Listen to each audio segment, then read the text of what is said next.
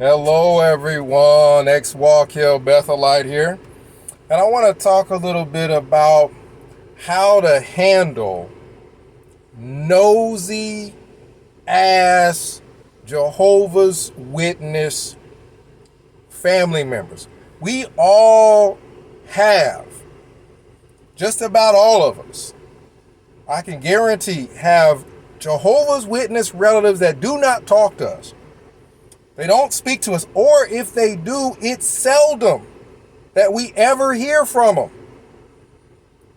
But they're all on our Facebook trying to find out what's going on. They're all in our business trying to gossip amongst each other to find out what's going on. And typically they'll have somebody asking us questions so that it can be spread to the rest of the family and then spread to the rest of the Kingdom Hall so that everybody can gossip about what's going on in our lives. The thing is that Jehovah's Witness culture,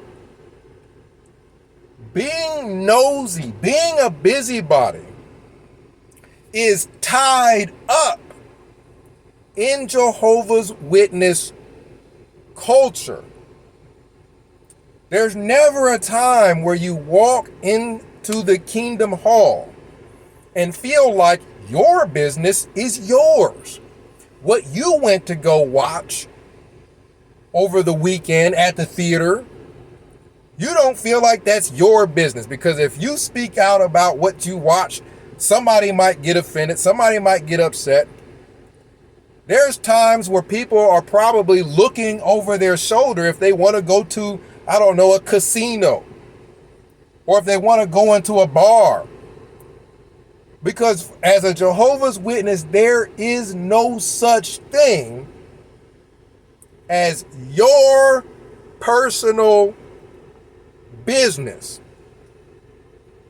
And one of the things that is so upsetting for a lot of us is that these Jehovah's Witnesses want to shun us or avoid us or talk to us as little as possible.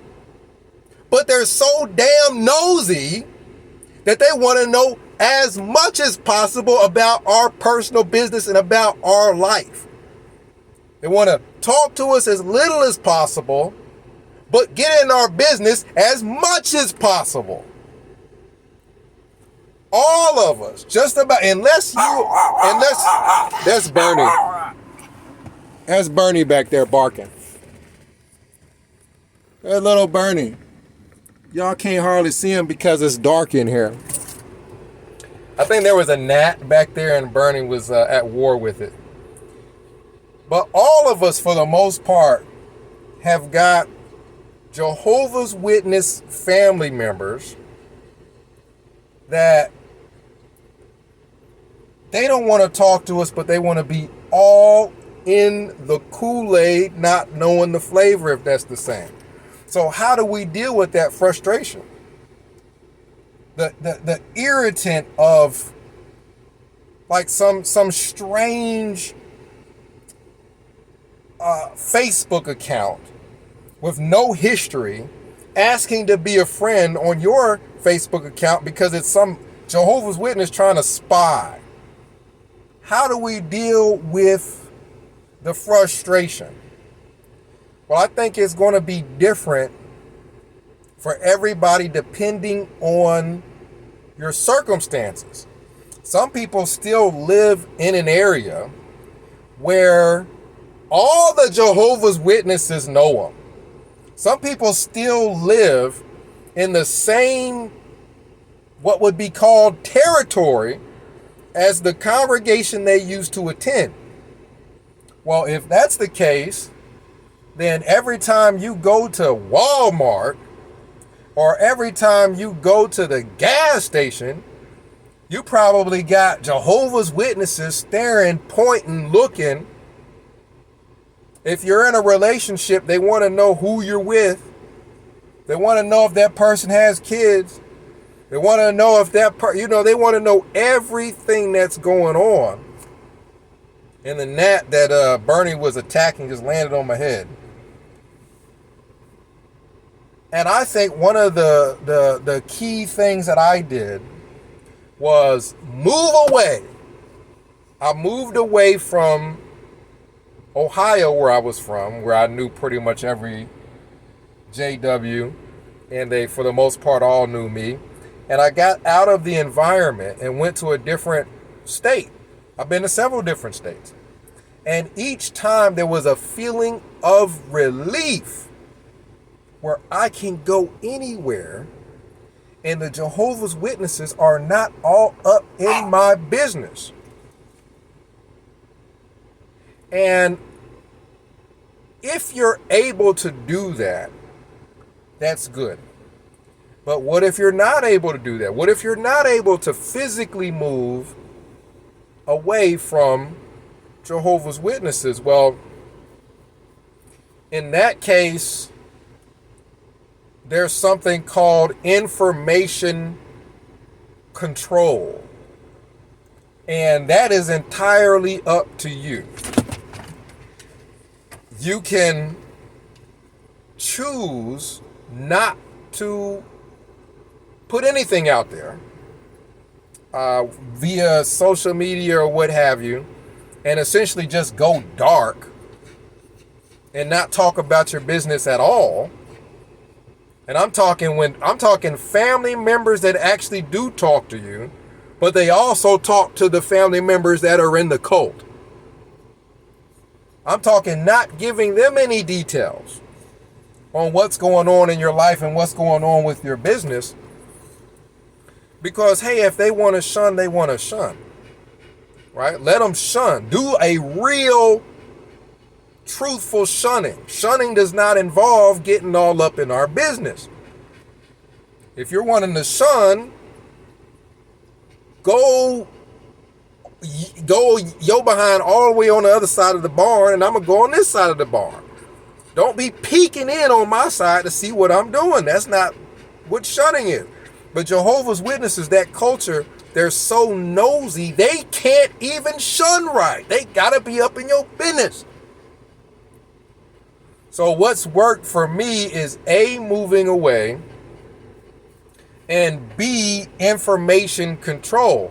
When I'm talking to people who are relatives over the phone, I choose and I'm mindful of what information I give out, because I know once it leaves my lips, it's going to not just that person's ears, oftentimes, that relative is then going to go and spread it all over creation. And I have an example of just how nosy Jehovah's Witnesses are. I used to go out in field service in a service group, and we were pretty much the same group of people that would go out in field service all the time. And there was one time where we went out to go and meet for field service, and one of the guys who would normally meet wasn't there. Now, this was a relief to me because that particular person didn't like me very much because his kid wasn't going to meetings. And here I was, a young man, and I'm a ministerial servant, and I'm trying to go to Bethel. I'm doing all this stuff, and yet his kid don't even go to the meeting. So he didn't like me, and I was relieved that he wasn't going out in field service that day. But the rest of the people in that service group were like, oh, I wonder where such and such is. I wonder what he's doing. And what did they do? They drove to his house. Now, this is a grown man. This man is like 54 years old. And we drove to his house, got out of the vehicle. Some of the brothers, it was all guys, some of the brothers were looking in the man's window in his house. They looked in the man's window, and, I could see it from where I was standing. The guy was watching TV. He had his remote control in his hand. He was watching TV. He was rocking in a rocking chair. And the Jehovah's Witnesses couldn't leave this man alone to just watch his TV. They started banging on his door, called them by name. I'm sure he recognized the voices. And mid-rock, he jumps out of his chair, cuts off the TV, and then has to give some explanation as to why he wasn't out in field service. This is a grown man having to explain why he wanted to sit in his own house and watch television. I'm talking Jehovah's Witness. Nobody has business. But one of the benefits of leaving that cult is now you do have what is called personal business. What's going on in your personal life is not anybody else's business but yours. That's a benefit of leaving. And one of the remnants of the cult is people trying to get in your business. It could be people in the cult. It could just be nosy people in general that aren't concerned for your well-being so much as they just are nosy and they don't have a life and they want to know what's going on with you. It's different. It's different if this is a relative and this relative is about to drink themselves to death. Well, yeah, then you want to intervene. Then you want to get in their business. If they're about to get in a car and you see that they've been drinking, yeah, then you want to intervene. You want to get in their business. But if there's nothing going, the person is not endangering themselves, their business is their business. And once you leave that cult, your business is your business. Elders cannot go knocking on your door, telling you to tell them all about what's going on. Are you in a relationship?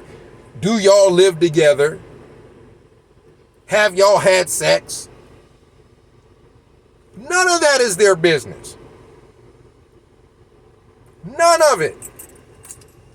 So the way that I've dealt with it is A, move to another state, and then B, information control. I talk to people and I tell them what I want them to know.